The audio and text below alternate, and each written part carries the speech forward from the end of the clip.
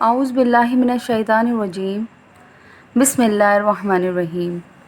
السلام علیکم عزیز طلباء، ماہ اگست کے پہلے ہفتے کا نصاب لے کر آپ کی مس آپ کی اردو کی کلاس میں حاضر ہیں۔ عزیز طلباء، آج ہم آپ کو جو پڑھانے اور سکھانے والے ہیں وہ ہے تفہیم۔ آئیے میں آپ کو بتاتی ہوں کہ تفہیم کا کیا مطلب ہے۔ بیٹا، تفہیم لفظ فہم سے نکلا ہے اور فہم کا مطلب ہے سمجھ بوجھ یا آگاہی، یعنی تفہیم سے مراد کسی بھی چیز یا مواد کے مفہوم پر عبور رکھنے کی قابلیت۔ طلباء میں کسی عبارت کو پوری طرح سمجھنے کی صلاحیت پیدا کرنے کا ایک طریقہ یہ بھی ہے کہ ایک نثر پارہ دے کر اس پر کچھ سوالات مرتب کر دیے جائیں اور ان کے جوابات لکھنے کے لیے طلباء سے کہا جائے۔ بیٹا، امتحانی پرچے میں یہ عبارت درسی کتب سے نہیں لی جاتی بلکہ ہمیشہ باہر سے لی جاتی ہے۔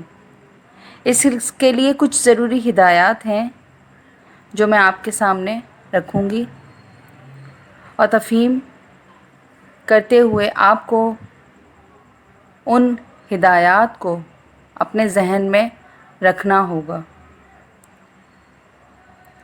بیٹا، نثر پارے میں ہر سوال کا جواب موجود ہوتا ہے۔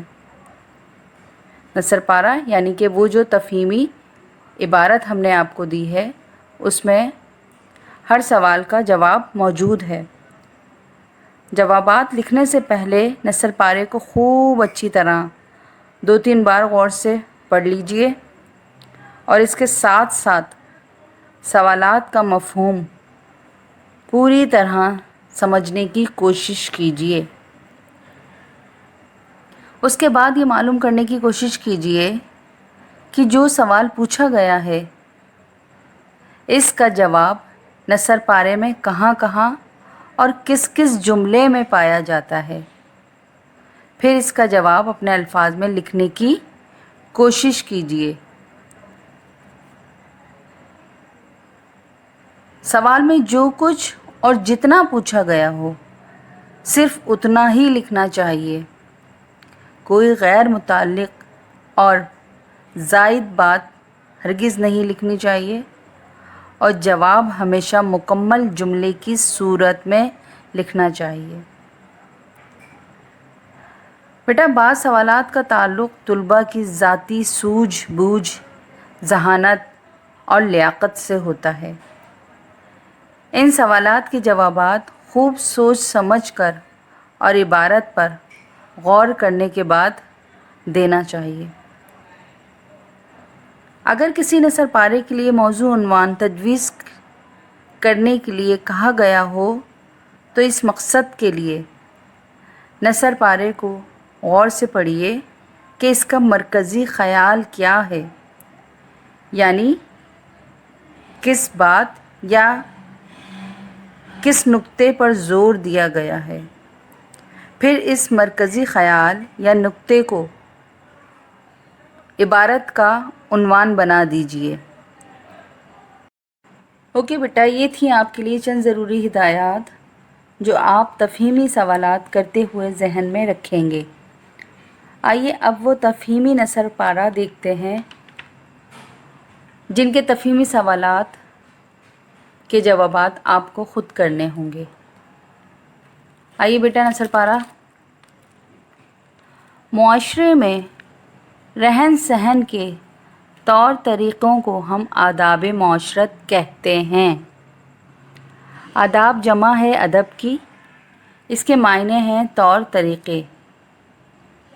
ہم بازار میں ہوں یا دفتر میں، کسی تقریب میں ہوں یا تفریح گاہ میں، گھر میں ہوں یا اسکول میں یا سفر میں ہوں، ہمیں ہر جگہ ان معاشرتی آداب کا خیال رکھنا پڑتا ہے۔ ان آداب پر عمل کرنے والے کو مہذب اور شائستہ کہا جاتا ہے۔ ہمارے والدین اور اساتذہ बचपन ही से सिखाते हैं कि معاشرے میں ہمیں کس طرح رہنا اور دوسروں کے ساتھ کیسا برتاؤ کرنا چاہیے۔ جی بیٹا، یہ ہو گیا آپ کا وہ تفہیمی نثر پارہ جس میں سے میں آپ کو سوالات دوں گی، اور اسی نثر پارے میں سے آپ ان تفہیمی سوالات کے جوابات ڈھونڈ کر خود اپنے الفاظ میں تحریر کریں گے۔ تو آئیے اب تفہیمی سوالات نوٹ کر لیتے ہیں جن کے ہم نے اس پیراگراف میں سے جواب ڈھونڈنے ہیں یا جواب نکال کے اپنی کاپی میں تحریر کرنے ہیں۔ سوال نمبر 1 ہے، آداب معاشرت کسے کہتے ہیں؟ دوسرا سوال لکھیے بچوں، ادب کی جمع کیا ہے؟ سوال نمبر 3، آداب پر عمل کرنے والوں کو کیا کہا جاتا ہے؟ سوال نمبر 5، اس نثر پارے کو موضوع عنوان دیجیے۔ امید ہے طلباء آپ کو تفہیم کا مطلب اچھی طرح سے سمجھ میں آ گیا ہوگا، اور آپ اس تفہیمی پیراگراف کو سمجھتے ہوئے تفہیمی سوالات کے جوابات بہت آسانی سے کر لیں گے۔ امید ہے طلباء آپ کو تفہیم کا مطلب اچھی طرح سمجھ میں آ گیا ہوگا اور تفہیم کا طریقہ کار آپ سمجھ گئے ہوں گے۔ آئیے اب اردو قواعد سے خط نویسی کا طریقہ کار سمجھتے ہیں۔ پیارے بچوں، خط کو نامہ بھی کہتے ہیں اور لکھنے والا کاتب کہلاتا ہے۔ آج کے دور میں خط لکھنے کا انداز بدل گیا ہے۔ خط میں بہت طویل تمہیدی جملے اور لمبے لمبے القاب و آداب کو ترک کیا جا چکا ہے، اور مطلب کی بات بہت سیدھے سادے اور مختصر انداز میں بیان کرنا خط کی خوبی سمجھا جاتا ہے۔ پیارے بچوں، خط کو نصف یعنی آدھی ملاقات بھی کہتے ہیں، اور کہا جاتا ہے کہ اگر کسی کو خط لکھا جائے تو سمجھو خط لکھنے سے آدھی ملاقات ہو جاتی ہے۔ تو آئیے بچوں، سب سے پہلے دیکھتے ہیں کہ خط کے کتنے حصے ہیں۔ پیارے بچوں، خط کے بنیادی حصے خط لکھنے والے کا مختصر پتہ اور تاریخ، القاب و آداب، نفس مضمون اور اختتام یا خاتمہ ہے۔ آئیے اب ان حصوں کو سمجھتے ہیں۔ سب سے پہلے خط لکھنے والے کا مختصر پتہ اور تاریخ۔ جس جگہ سے خط لکھا جاتا ہے اس جگہ کا پتہ خط کے دائیں کونے پر لکھتے ہیں، اور مختصر پتہ لکھ کر اس کے نیچے تاریخ لکھی جاتی ہے۔ اس کے بعد القاب و آداب۔ تاریخ کے نیچے کچھ جگہ چھوڑ کر القاب لکھے جاتے ہیں، جیسے محترم، والد صاحب، پیارے دوست وغیرہ۔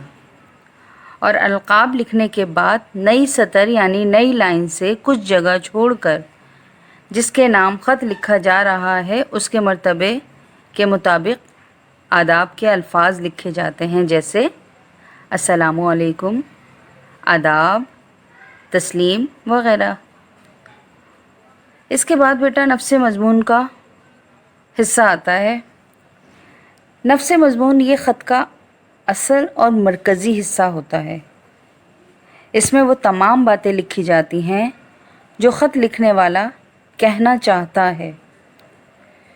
خط کا یہ حصہ بڑا دلکش اور مؤثر ہوتا ہے، بلکہ یہ سمجھنا چاہیے کہ ہم جس کو خط لکھ رہے ہیں، خط لکھتے وقت ہمیں یہ محسوس کرنا چاہیے کہ جیسے وہ ہمارے سامنے ہو۔ ایک ادیب کا بہت اچھا سا قول ہے کہ بولتے ہوئے خط سب سے عمدہ ہوتے ہیں۔ اوکے بیٹا، نفس مضمون کے بعد اختتام کی باری آتی ہے، یعنی خط کا اختتام ہوتا ہے۔ خط کے القاب کے مطابق کوئی جملہ یا کلمہ لکھا جاتا ہے خط کے اختتام میں، جیسے خیر خواہ، دعا گو، فرمانبردار بیٹا یا فرمانبردار بیٹی۔ اوکے بیٹا، اب میں آپ کو ایک خط کا خاکہ دکھاتی ہوں تاکہ آپ بھی خود سے خط لکھ سکیں اس خاکے کی مدد سے۔ پیارے بچوں، جب ہم خط لکھیں گے تو بیٹا مختصر پتہ لکھیں گے، جیسے از کمرہ امتحان، کوما، الف، بے، جیم، روڈ، کوما، کراچی، پھر ختمہ کا نشان، کیونکہ یہاں ایڈریس آپ کا پتہ مکمل ہو گیا۔ اس کے بعد تاریخ لکھیں گے، اور تاریخ اسی دن کی لکھیں گے جس دن ہم خط لکھ رہے ہوں گے۔ اس کے بعد القاب و آداب کا استعمال کریں گے، اور یہ القاب ہم سوال کے مطابق استعمال کریں گے۔ یعنی اگر ہم سے سوال میں چھوٹے بھائی کے نام خط لکھنے کے لیے کہا گیا ہے تو ہم پیارے بھائی لکھیں گے، اور آداب کے طور پر آداب، تسلیم وغیرہ کے الفاظ لکھیں گے۔ اب ہم خط کے نفس مضمون کی طرف آئیں گے بیٹا۔ خط کے نفس مضمون کے پیراگراف ہو سکتے ہیں، اور نفس مضمون سوال کے مطابق ہوگا۔ جیسے ہم سے کہا گیا ہے کہ چھوٹے بھائی کے نام خط لکھیں جس میں اسے وقت کی اہمیت سے آگاہی دلائیں، تو ہم اس طرح لکھیں گے: بات دعا کہ میں یہاں خیریت سے ہوں، اور امید کرتی ہوں یا امید کرتا ہوں کہ تم بھی خیریت سے ہوگے۔ اور پھر نفس مضمون کی طرف آتے ہوئے ہم اپنے بھائی کو وقت کی اہمیت بتائیں گے، جیسے میرے پیارے بھائی، آج تمہیں خط لکھنے کا مقصد تمہیں وقت کی اہمیت سے آگاہ کرنا ہے۔ میرے بھائی، کسی کام کو وقت مقررہ پر سر انجام دینا پابندی وقت کہلاتا ہے۔ دنیا میں کامیاب زندگی بسر کرنے کے لیے ضروری ہے کہ آدمی وقت کی اہمیت کو سمجھے۔ گزرا ہوا وقت کبھی واپس نہیں آتا۔ دولت سے ہر چیز خریدی جا سکتی ہے، لیکن گزرے ہوئے وقت کے لمحات کسی قیمت پر بھی واپس نہیں لائے جا سکتے۔ جس طرح ہوا کا گزرا ہوا جھونکا، دریا کا بہتا ہوا پانی، کمان سے نکلا ہوا تیر واپس نہیں آ سکتا، بیٹا بالکل اسی طرح وقت کا واپس آنا بھی ممکن نہیں ہے۔ میرے پیارے بھائی، ان سب باتوں کو بتانے کا مقصد یہ ہے کہ تم بھی وقت کی اہمیت کو سمجھو۔ روزانہ صبح سویرے اٹھو، اپنے سارے کام وقت پر کرو۔ آج کل آپ کے اسکول بھی بند ہیں، اور آپ کی آن لائن پڑھائی کا آغاز بھی ہو چکا ہے۔ اپنی آن لائن کلاسز میں دلچسپی لو، وقت پر اپنا لیسن دیکھو، اسے سمجھو، وقت پر کام کرو، اور ساتھ ہی ساتھ اسے یاد بھی کرتے چلے جاؤ۔ طلباء کے لیے وقت کی اہمیت کو سمجھنا نہایت ضروری ہے۔ اس سے وہ تعلیم میں بھی ترقی کرتے ہیں اور اپنی زندگی میں بھی۔ امید ہے تم میری باتوں کو سمجھو گے اور ان پر عمل کرو گے۔ اوکے بیٹا، اور پھر ہم نفس مضمون کے اختتام پر آتے ہوئے سب گھر والوں کو سلام لکھ کر اللہ حافظ کریں گے۔ بیٹا اس کے بعد خط کا اختتام یعنی خاتمہ ہوگا، جو القاب کے مطابق ہوگا۔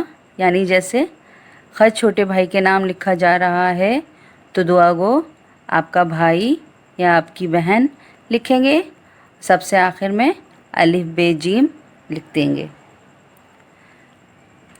عزیز طلباء، اب آپ اس خاکے کی مدد سے ایک خط لکھیے. یہی آپ کا ہوم ورک ہے. امید ہے آپ خط نویسی کا طریقہ کار سمجھ گئے ہوں گے اور اب اپنے چھوٹے بھائی کے نام ایک خط لکھیں گے جس میں اسے وقت کی اہمیت سے آگاہ کریں گے. اوکے بیٹا، پھر ملاقات ہوگی نئے سبق کے خاکے کے ساتھ. جب تک کے لیے اللہ حافظ.